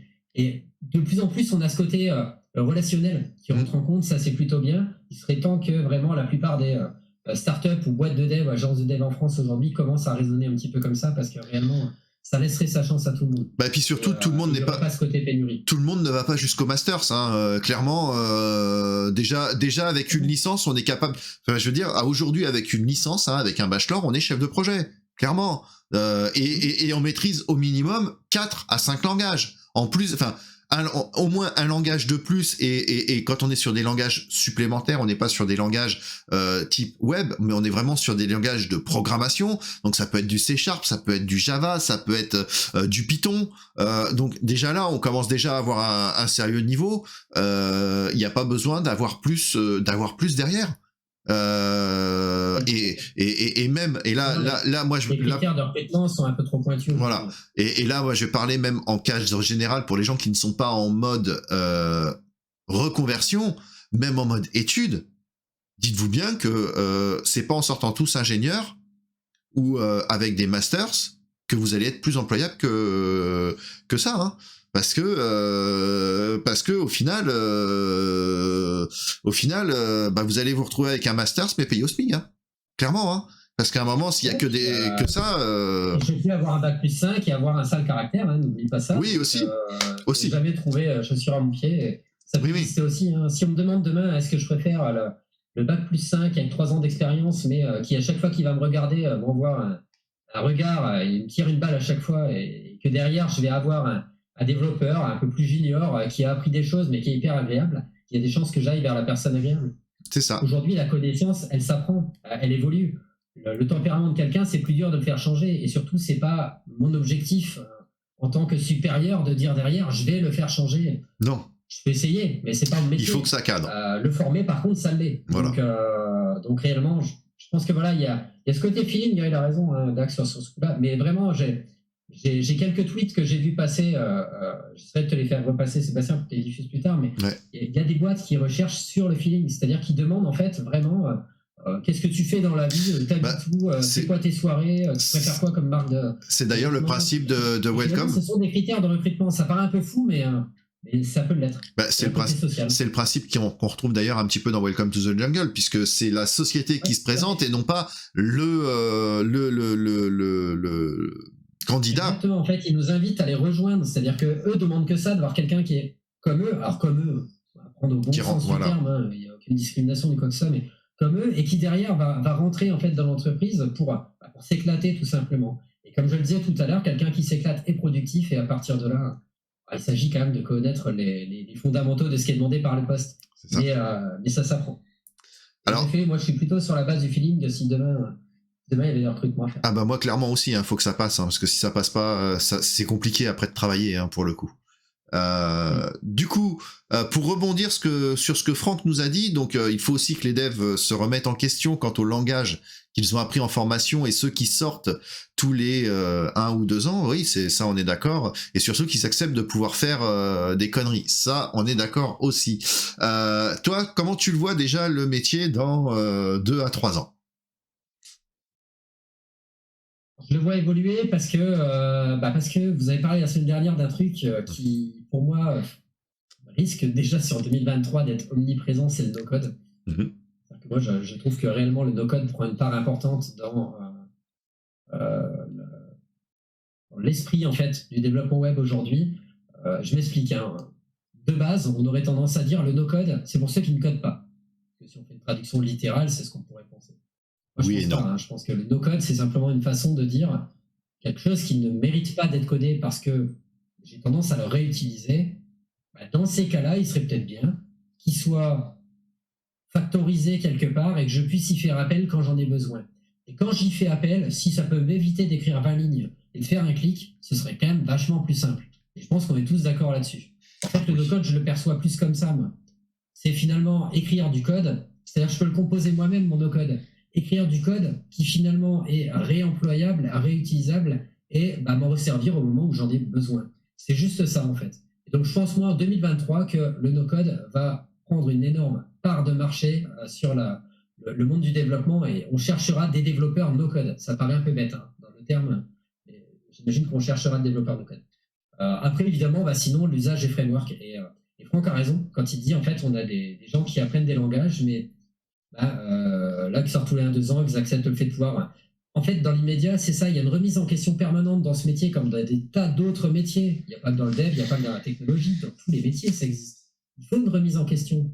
Il faut être, je dirais, à l'écoute de ce qui se fait, à la veille de ce qui se fait directement dans son métier. Si on me dit aujourd'hui, attention, React, c'est en perdition totale, et React, il n'y en aura plus dans 2 ans. Par contre, on sait que ce framework qui arrive va remplacer, et il faut que j'y fonce dès maintenant.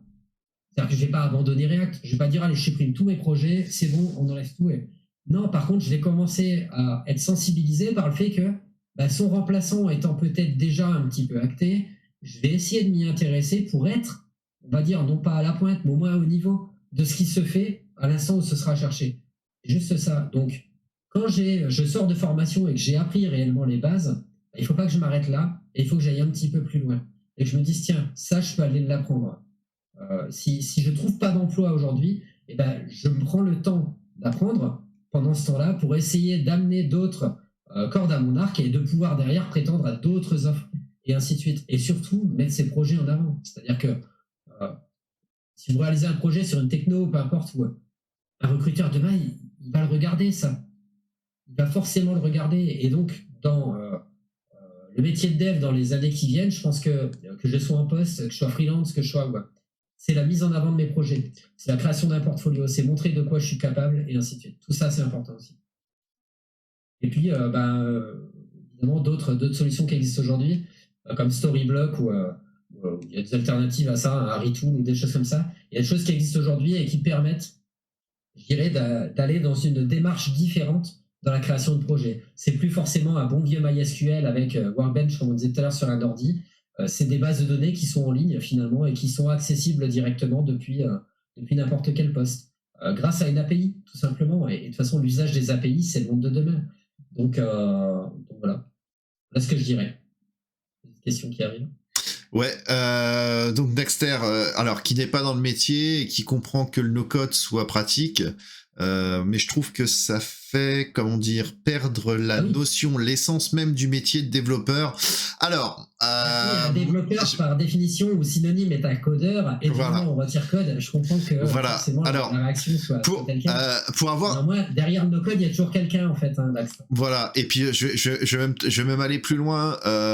Pour avoir formé quelqu'un sur du no-code, puisque pour le coup, dans les formations, j'en ai fait aussi moi. On serait pas développeur sur certains produits. C'est même pas la peine. Enfin, moi, je conçois pas le citoyen lambda, c'est-à-dire quelqu'un qui n'a jamais touché à du code, qu'il arrive à utiliser, par exemple, ce produit-là. Je vais pas citer, mais il en existe plusieurs, et clairement, il faut quand même commencer déjà et savoir de quoi on parle, avoir des notions en CSS, avoir des notions en design, avoir des notions en plein de choses, avoir même la réflexion, parce que il y a quand même malgré tout une base de données, même si elle se fait pas de la même façon que nous en développement, et on ne va pas comment je dirais, mais vulgairement dans notre langage, taper dessus, clairement, avec du code, il y a quand même toute cette conception-là, toutes ces choses-là. Et ça, si on n'a pas déjà des grosses notions en code et en développement, pour moi, je trouve que ça va être très compliqué d'utiliser du no-code, clairement. Ou alors, ça se fera, mais en mois, quoi.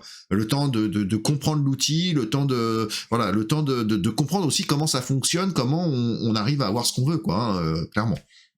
Et puis il faut faire aussi attention à l'appellation de no-code, qui n'est pas toujours... utilisé dans les bons termes, puisqu'il y a des applis aujourd'hui de no-code qui utilisent du code. C'est assez complexe. Le terme de no-code, il est séduisant en fait. C'est juste ça. Il est alléchant. C'est-à-dire que si j'ai pas fait d'études de développeur, je suis capable de créer une application. Ça, c'est ultra vendeur. C'est-à-dire que là, forcément, j'ai envie de m'y ruer tout de suite. Flutter, je crois, d'ailleurs, c'est ce qu'il promet. Ça m'évite de faire une formation de 10 mois et j'arriverai à sortir quelque chose. Non, c'est pas si facile en fait. C'est pas si facile. Et le fait d'être développeur donne en fait des facilités quand je vais utiliser ce type de plateforme pour réussir ce que j'ai à faire. Et bon nombre de plateformes aujourd'hui qui proposent en fait du no-code permettent l'intégration de code. C'est-à-dire nous permettent via du code d'aller modifier des choses. Je prends un cas concret. Aujourd'hui, Shopify, qui est le roi du e-commerce dans le monde, au moment où je parle, les boutiques Shopify en fait, qu'on va créer, on pourrait se dire dans ces cas-là, ouais c'est ça, c'est plus du low-code. Et en fait, Shopify va nous autoriser à pouvoir maintenant injecter du JavaScript, du CSS dans nos pages et ainsi de suite pour aller modifier nos templates de base. C'est-à-dire que cette fameuse boutique qui, lorsque Shopify est sorti, était la même boutique que le voisin, alors que moi, je vendais des chaussures et lui des bonbons. Aujourd'hui, la différence, c'est que je vais pouvoir aller un petit peu dans le code, modifier ma mise en page et ainsi de suite, et ça, on me l'autorise. Et ça devient petit à petit du low-code. Tu mets le doigt sur le bon mot, du low-code, c'est-à-dire qu'avec peu de connaissances en code, je suis complètement capable d'aller faire évoluer une application qui, au départ, était no-code vers quelque chose qui est personnalisé.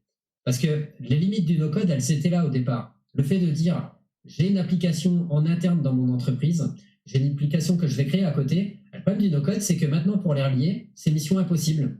En fait, j'ai pas de points qui vont derrière faire un point d'accroche. Et ben, petit à petit, on va faire du low-code et on va essayer de trouver des systèmes d'automatisation qui existent déjà. Et Franck, dans le chat, les utilise, je le sais, et vont permettre en fait d'automatiser certaines tâches entre différents outils que je peux utiliser dans l'entreprise. Et vraiment, ça, on va plus en fait dans cette direction aujourd'hui.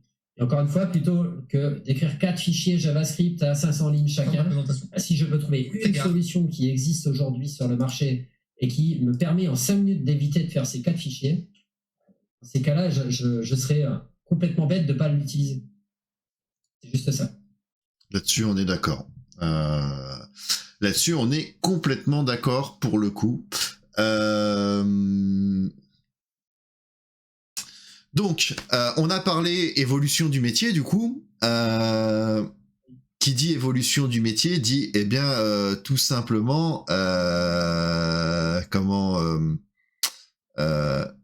formation. Donc, on a vu qu'il y avait des formations, mais quand on est sorti de formation, il existe d'autres moyens de se former, hein, les vidéos, de se faire des formations tout seul, prendre la doc et puis travailler sur un projet. Mais il existe ce qu'on a évoqué tout à l'heure, les fameux bootcamps. Donc pour toi, un bootcamp parfait, ça serait comment ? Déjà, ce serait un bootcamp qui serait spécialisé dans une thématique précise. On est d'accord. Déjà pour moi, un bootcamp de base, c'est une thématique précise.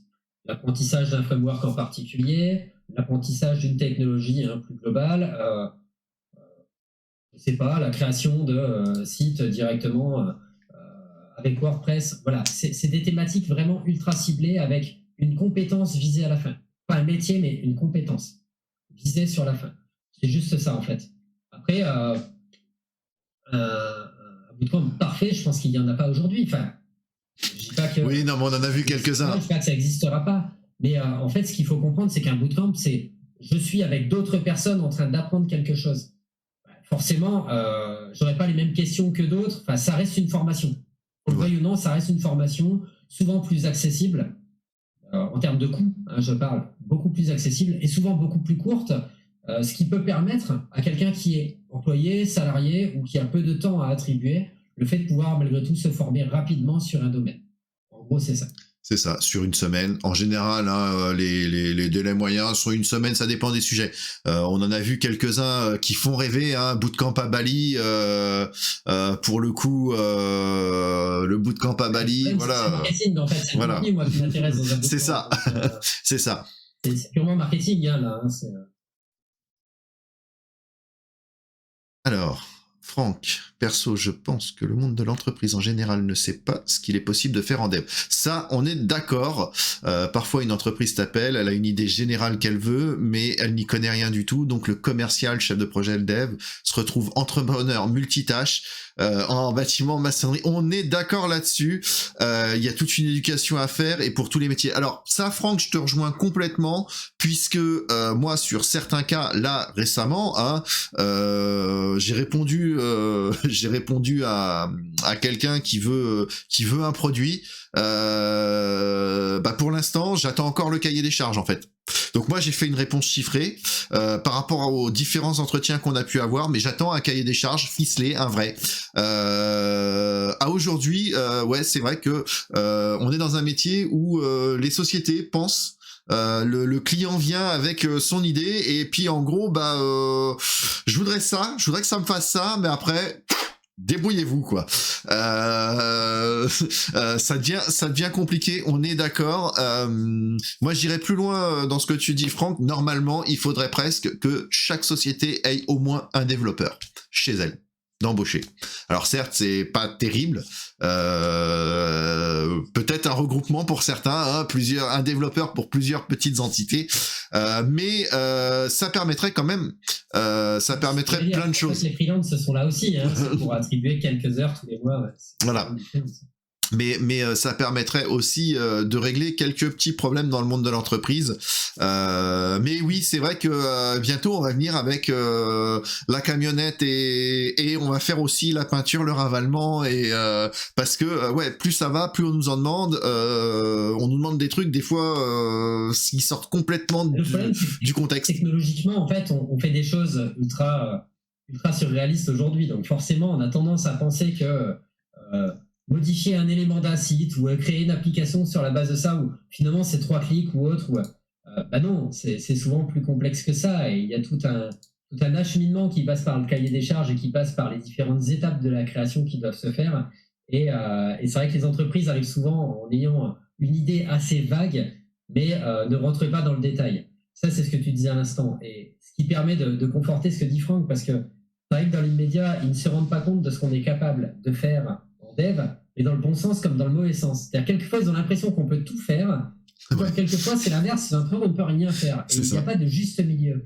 Et ça, c'est par une méconnaissance du métier, une méconnaissance finalement de la technique, qui fait qu'aujourd'hui, quelqu'un qui arrive se dit, mais il est dev, il est censé savoir faire ça. Or, si demain on me demandait de monter un mur, je ne sais pas sur quel continent, où la terre est très argileuse, j'ai beau être très bon, en fait, il ne se sera pas conseillé de le faire. Le problème est là, c'est que si je ne le sais pas, c'est le maçon qui va me le dire. Moi, en tant que développeur, j'ai ce rôle aussi. Il faut que je dise à un moment à mon client, ce que tu demandes là, c'est pas faisable, ou ce que tu demandes là, c'est pas suffisant. Il faut aller plus loin. Il faut plutôt faire comme ça. Il y a un rôle de conseil également à ramener. Éducation, je ne sais pas, mais dans tous les cas, en effet, il faut mettre l'église au centre du village. Oui, ça c'est clair. Ça, on est d'accord. Et puis, il y a des demandes. Des fois, même avec la meilleure volonté du monde, on peut pas. Enfin, si c'est pas faisable, c'est pas faisable. Mais ça, c'est dur. C'est dur à faire comprendre parce que les gens voient qu'on fait, qu'il y a de plus en plus de choses qui existent aujourd'hui. Ils se disent, mais du coup. Mon idée, elle est bonne et ça doit être faisable, quoi. Une photo avec un nez de clown et des oreilles de renard, donc on a l'impression que tout est faisable. Voilà, c'est ça. Oui, on nous demande trop de polyvalence. Alors, c'est pas trop de polyvalence, mais à aujourd'hui, les gens, quand ils payent un service, en gros, c'est du consommateur, mais qui voudrait en même temps être tout à la fois. Souvent, moi dans quelques-uns des cas, voilà, c'était la personne elle voulait tout, rien à avoir à faire, mais elle voulait tout.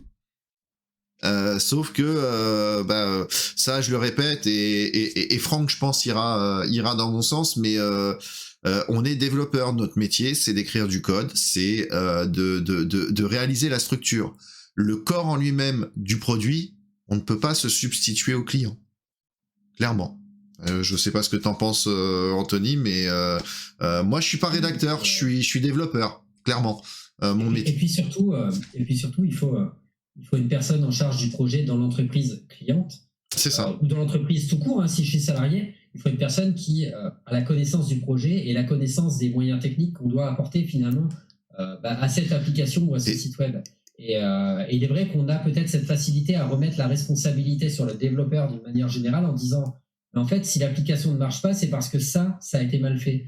Et non, ça n'a pas été mal fait, ça a été fait selon la demande qui a été établie au départ. Donc, c'est ça. Dans tous les cas, si la demande est conforme, en fait, du moins si la réalisation est conforme à la demande, pardon, dans tous les cas, la faute est sur la personne qui a pensé le projet. Enfin, vraiment, c'est tout ça qui est à refaire en réalité, Franck. Je pense. Là, je pense que je vais parler plus génériquement pour le coup, mais l'implication du métier dans un projet est hyper importante. Et le problème, c'est qu'à aujourd'hui, le métier, souvent, il se désintéresse complètement. Et le problème, c'est qu'un développeur, et moi je le dis même en formation, quand je suis sur des formations autres, à aujourd'hui, je ne connais pas votre métier. Je ne peux pas me substituer à vous de comment vous utilisez un produit. Il n'y a que vous qui savez comment vous l'utilisez et quels besoins vous en avez. Moi, je peux vous apprendre comment fonctionne le produit, mais je ne peux pas vous dire dans votre métier au quotidien qu'est-ce qu'il faut que vous fassiez. Il y a que le métier qui peut le savoir. Et ça, si le métier ne s'implique pas quand on crée un projet, bah ça va très vite devenir très très très compliqué. Hein. Je pense que là, on peut pas faire pire. Hein. Si le métier se désintéresse et que c'est au moment de la mise en production, alors attention, hein, mise en production, test, qui commence à nous dire ah ouais mais non mais ça va pas, ça va pas, ça va pas, ça, et qu'il faut tout recoder. Non, il y a un moment où c'est plus possible. L'implication, il faut qu'elle soit en amont, comme pour les différents éléments qu'on avait vus tout à l'heure d'ailleurs, hein, sur lesquels Franck avait rebondi, tout ce qui est l'hébergement, tout ça. Voilà, ça fait partie de la globalité et ça fait partie aussi d'un bon projet. Et le développeur, voilà, bah il est vrai que ouais, comme tu le dis, Daxter, on nous demande d'être polyvalent en fait. Et oui, clairement, aujourd'hui, un développeur, si suivant la taille de la structure dans laquelle il travaille, oui, il va falloir qu'il soit très polyvalent, multitâche. Et qu'il soit capable de se substituer. Et aujourd'hui les développeurs, mais peut-être que demain, il faudra qu'il retire sa casquette de développeur et puis qu'il se mette à la place qu'il se mette en mode testeur. Tout simplement, parce qu'il va falloir qu'il teste ce qu'il a rédigé avec des contraintes, avec différents éléments et analyser et voir les correctifs qu'il doit faire et tout ça. Et c'est vrai que c'est pas toujours facile. C'est pour ça que souvent, quand on commence à arriver dans des zones comme ça, bah on essaye aussi d'aller à la rencontre de personnes externes qui viennent pour tester le produit. Ah, voilà. Pour le coup. Ok. Eh bien, je pense qu'on a fait un peu le tour du sujet. Si vous avez des questions, allez-y, posez-les. En tout cas, merci Anthony d'être viendu pour le coup. Hein, pour le coup, merci d'être viendu. On fait encore un petit coucou à notre ami Franck, qui était donc l'invité la semaine dernière, avec lequel on a passé aussi un agréable moment sur un sujet très très comment je dirais animé, hein, entre la team code et la team tendancieux, voilà, entre la team no code, la team code, voilà. Mais c'était aussi un agréable moment. J'ai pas encore potentiellement le live de la semaine prochaine, mais sans trop en dévoiler, on ira peut-être sur le matériel et la conception, enfin du moins l'éco-conception. Alors il y aura potentiellement pas d'invité. Et dans les semaines à venir, il y aura certainement aussi un live avec un designer. Pour le coup, un designer, hein, ça peut être aussi intéressant, un graphiste, un designer. Ça peut être aussi intéressant. En attendant, je vais vous souhaiter à tous, s'il n'y a pas de questions, une bonne fin d'après-midi. Je vais pas te retenir plus longtemps, Anthony, puisque tu es un petit peu comme moi et il va falloir qu'on retourne se remettre à la tâche si on veut pas se faire taper sur les doigts sur nos différents projets. Et une question de Franck.